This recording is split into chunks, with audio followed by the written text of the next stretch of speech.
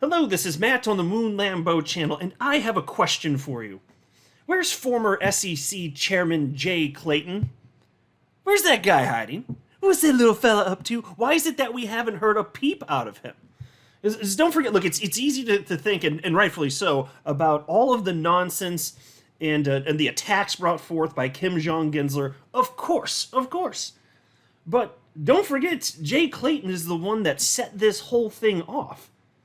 He filed the suit against Ripple with the majority support of commissioners, because he was one of the 5 votes, on his last full day in office, December 22nd, 2020, meeting with Gary Gensler the day before that.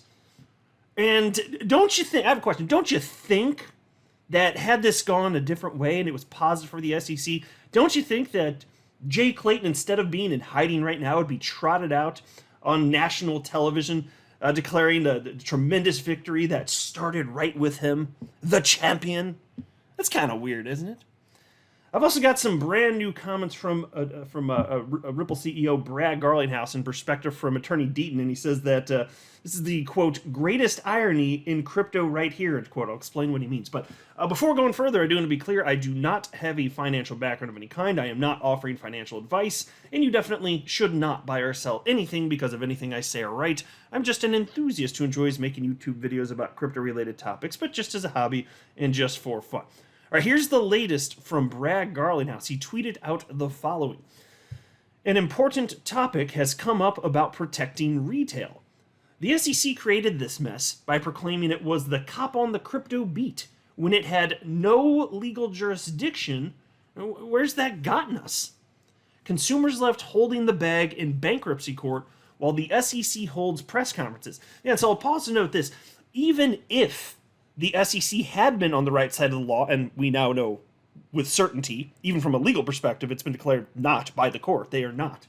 Other than, technically the split decision, yeah, fine, but in terms of the stuff that matters, XRP not being a security, no, they were on the wrong side of the law. But even if they were on the right side of the law, I just got to ask you, how would that protect investors?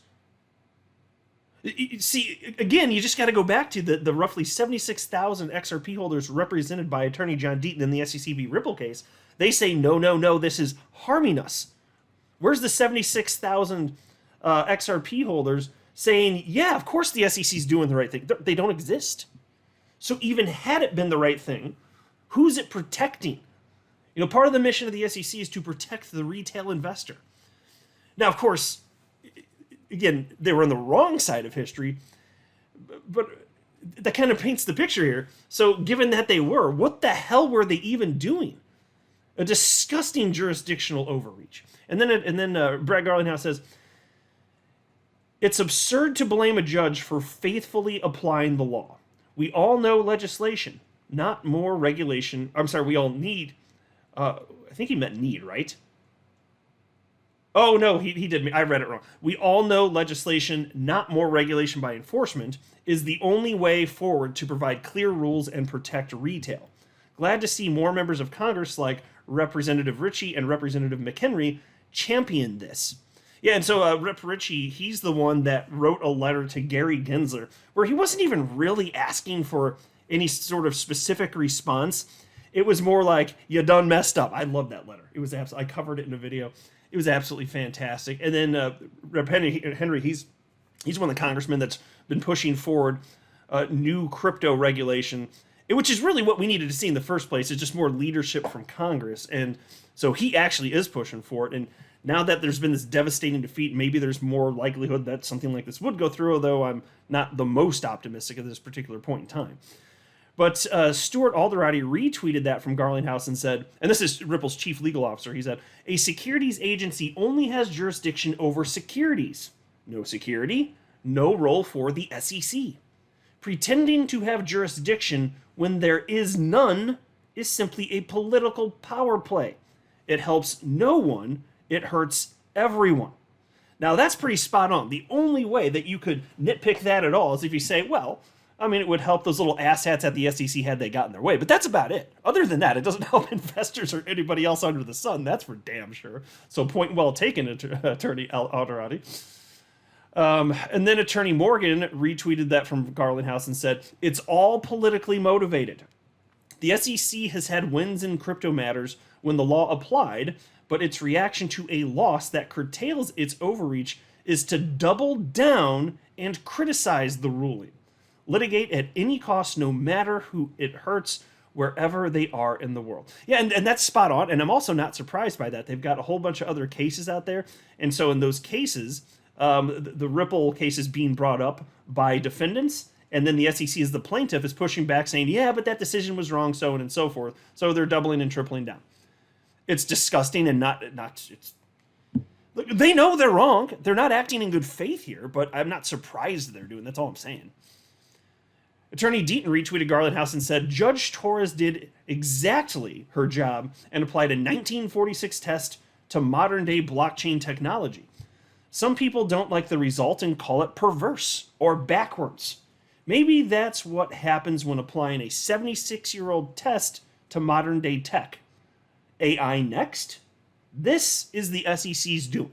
Yeah, so I'll just say, even if there were, and I'm not ceding this point, but even if there's a leg to stand on by all of the detractors here, you know, a broader point to make is what Attorney Deaton's citing here. Well, why? Because you get the point he's getting at.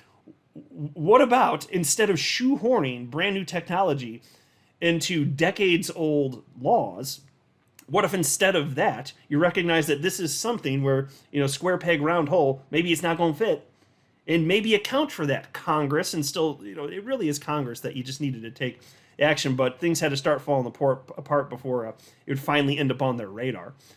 And then there was this comment from Dave Weisberger, who is the CEO of Coinroutes. He wrote to Garlinghouse and said, the irony is, if the SEC, under Clayton, had embraced Hester Peirce's safe harbor proposal to let crypto exchanges actually come in and register with new rule proposals that work with the crypto ecosystem, in all likelihood, they would have gained jurisdiction without argument. Well, that could perhaps be true, but I was thinking about that. And yeah, if there was a path forward, then you wouldn't have people in the world of crypto squawking a whole lot, even if it didn't make sense for the SEC to be to be having jurisdiction over this, because if they're, again, if the assets themselves, cryptocurrencies, are themselves not securities, what the hell business does the SEC have overruling it anyway? Well, still none. But had they not take this onerous, destructive approach, they could have gained traction, and it still would have not really been rightfully taken. But they could have, and I don't think it would have received a bunch of pushback from the world of crypto if it's obvious it was a friendly, helping hand. And then the only way that could have stood from a legal perspective is still if Congress came in ultimately and gave them the green light by making it clear which government agency or agencies would ultimately be in charge of ruling over cryptocurrency exchanges. But again, since the assets themselves are not securities, I still don't think that would have been the right spot. But I get the point that Dave's making. It's possible that actually could have happened, so they bit themselves on the rear side when they didn't need to. Even though, again, I'll say it one more time, they shouldn't be in charge no matter what. Just saying, had they been a bit more friendly and they are coming in good faith that they actually were, they might have gotten away with it. Attorney John Deaton retweeted that and said, the greatest irony in crypto right here. Always remember, Clayton had Hester Peirce and Elad Roisman as fellow commissioners. He had the 3 votes. Hester and Elad supported crypto innovation with a safe harbor. Clayton and Hinman wanted it opaque. It allowed them to cash in on it. Yeah, and that's something that's always been grinding my gears. Jay Clayton, he had the deciding vote. There were 2 Republicans, there were 2 Democrats. The 2 Republicans, it's reported by Fox Business, voted against bringing the lawsuit against Ripple. The 2 Democrats voted in favor of it. And Jay Clayton, on the Republican side, he had the deciding vote, and he sided with the Democrats. And I know it shouldn't be political. But it is. And that's why there are requirements in terms of, you can't have, for instance, 4 of the 5 votes be Democrat or Republican. That's actually a rule. You can't have that. But still, so it's life. It is what it is. I'm an adult. I get that. but Jay Clayton, look, that's why everybody's been scratching their heads so much. Like, are you kidding me? And then there just happen to be these benefits for Clayton and Hinman. This just happened to be the case. Well, Hinman in particular, with the millions of dollars that he took in, Simpson, Thatcher, all that jazz. I don't want to go off on a tangent on that, though.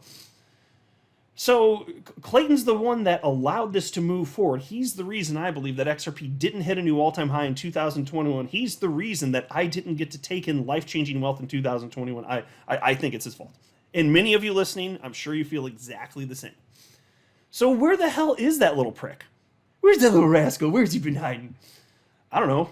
Mom's basement? Eating Hot Pockets? What the hell do I know? Look at this headline from Coinpedia, though. Where's Jay Clayton?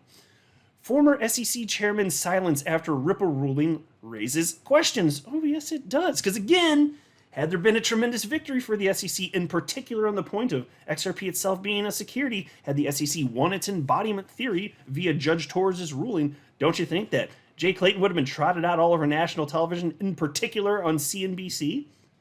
Oh, yes, absolutely. But instead, he's just missing.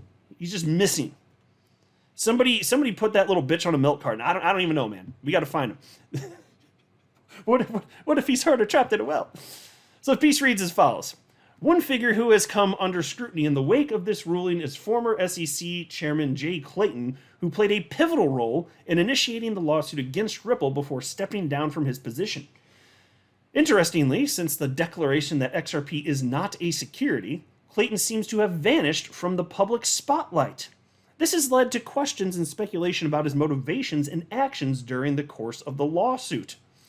The spotlight on Jay Clayton's disappearance was brought by Tony Edward, founder and host of the Thinking Crypto podcast.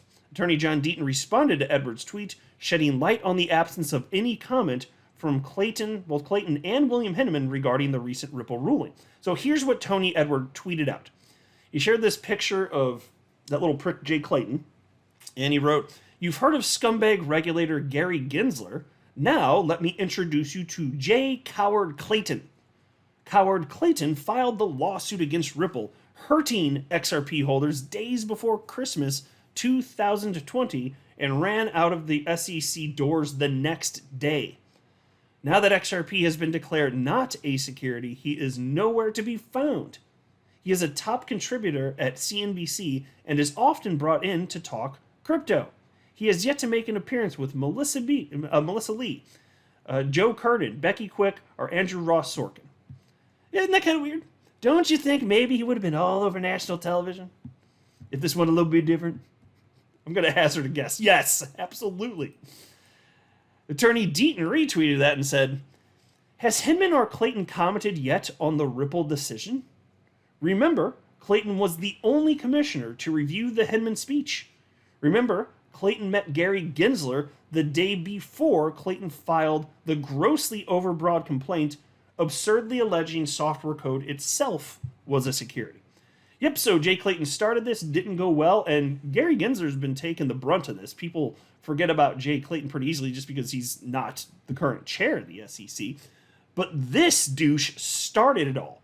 This guy right here on your screen, he started this nonsense, harming tens of thousands of XRP holders who have come forward vocally, and many more who haven't. I'm so disgusted by this. And he can't stay quiet forever here. At some point, he's going to have to address this. What's he going to say? Judge Torres got it wrong. Or, well, I don't want to comment on this because there could be appeal. Because that's the type of crap that he'd said forever. He could have been saying all sorts of stuff. But he'd always say, well, I don't want to comment on an ongoing litigation. That's nonsense. There's nothing preventing you from doing so. Back when the case, even before it was ruled on by Judge Torres. So we'll probably say similar crap just because there's going to be for a portion of it an actual trial. But... my God. How does anybody take this human seriously? I just don't understand it. But I do take delight knowing that he lost. He was wrong. We knew it from the beginning, and he lost. And that's it. You can take your ball and go home, you little bitch. Because I'm telling you what, if it comes to appeal, it's a virtual certainty that it's not going to go well for the SEC. And in fact, Attorney Jeremy Hogan articulated recently rationale from a legal perspective as to why, on the point that matters, XRP being a security, he doesn't think that it's even possible for the SEC to file an appeal because it's dicta. It's not something that the judge was actually ruling. So anything that she put in there, that's the law of the land, so we're solid there. But it's not something that she was asked to rule on, and she didn't have to say what she said about it, so you can't appeal it as a result. Attorney Jeremy Hogan says that's his perspective. So they can't even do anything about it. Assuming that's correct. And Attorney Hogan to Samarkand, I'll take him as a word, for sure. So even if they put out an appeal, what are you appealing? Let me know what you guys think. Those are just some of my thoughts, and it's nice to just vent a little bit about this, frankly, because after 2.5 years of this nonsense and for it to finally go our way, my God, a weight has been lifted. I'm not a financial advisor. You should not buy or sell anything because of anything I say or write. That would be a very, very, very bad idea. Until next time, to the moon, Lambo.